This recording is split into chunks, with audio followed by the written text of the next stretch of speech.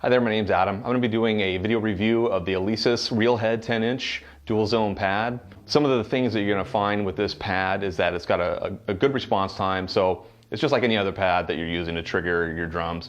You're going to hit it, it's going to trigger instantaneously. It seems to be made fairly well. The only drawback is that it literally feels like you're hitting a wooden table when you're striking the head, and to me that's kind of a deal breaker, so you kind of take that into consideration before you decide to purchase one of these. And that's one of the reasons why I made this video, is because I saw a lot of the descriptions saying, yeah, it feels like this and it feels like that, but hopefully with this video you'll be able to tell just by listening to it and watching as I'm striking the pad, the differences between three different pads. And the pads that I'm going to be comparing it to are going to be the Roland PD 120, which is a little bit larger than the RealHead 10-inch, because the 120 is a 12-inch, and also a Pintec 10-inch.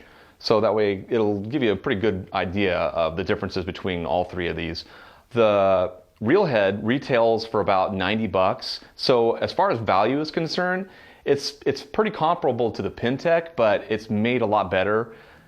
But then again, you know, you got the whole hitting it, feeling like you're striking a wooden table thing, and that kind of is a deal breaker to me. With the Roland PD 120, that retails for about 350 bucks on up. So when you compare that to 90 bucks, it's, you know, the Alesis is a great value. You're going to be getting a really well-made piece of gear for 90 bucks. I mean, we're talking like a third of the cost. So can you deal with hitting a wooden table? If you can, you're going to have to want to go with the Alesis, because that's going to be the best value for your money. Okay, so here you can see the Alesis RealHead 10-inch dual zone pad. It's got a nice black finish to it. You can tell it's pretty reflective. Edge is rubber coated. It's got a metal ring around it right here to hold the head in place. This part here, it's made out of plastic, as well as the bottom. The bottom is also made out of plastic. And the bottom here is sealed, which is good. It'll keep dust off of the trigger itself on the interior of it, and that's also made out of plastic.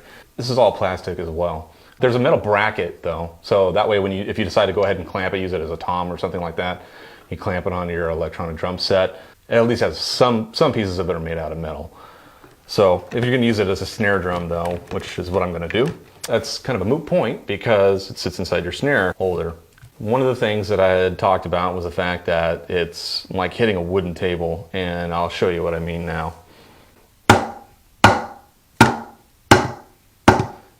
You see, it doesn't have a lot of bounce back. I mean, if you just take the stick and just drop it, I mean, it just really, like a rubber coating on top of a piece of wood. That's what you can expect when you buy it. But then again, it's 90 bucks. So can you really go wrong with that?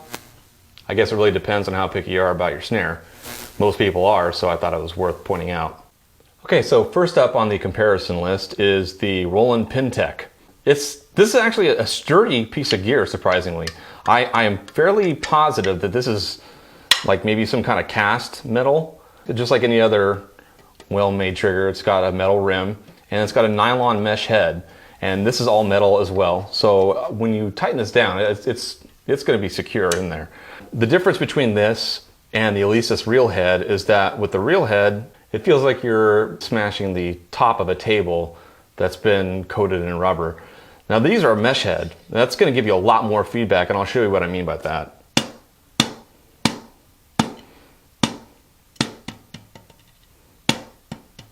And that is the Roland Pintec.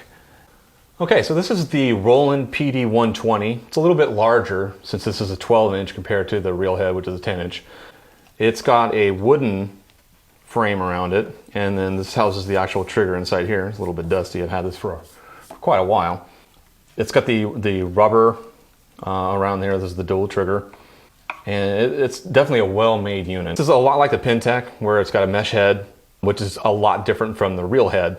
I'm not sure what's underneath there, but I swear it feels like wood coated with rubber or something along those lines. And this is the difference between the Pintec and the RealHead with the Roland. Now keep in mind that this guy retails at over 350 bucks. So I guess you kind of get what you pay for, right?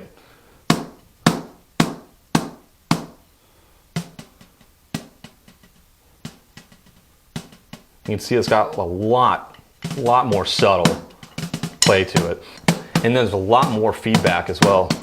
It feels a lot nicer. Out of all of them, I would definitely say that the V-Drums Roland PD120 is by far superior. You're paying a premium price to get something that feels the way that this does. It's a great looking trigger. It's a great feeling trigger. And it plays very well too. The only problem that I've had with this one is that it seems to miss some of the hits sometimes, and it might just be that I need to tweak my module a little bit. And there you have it. That's the comparison between the Alesis RealHead 10-inch trigger and the Roland PD120, as well as an older Roland PinTech.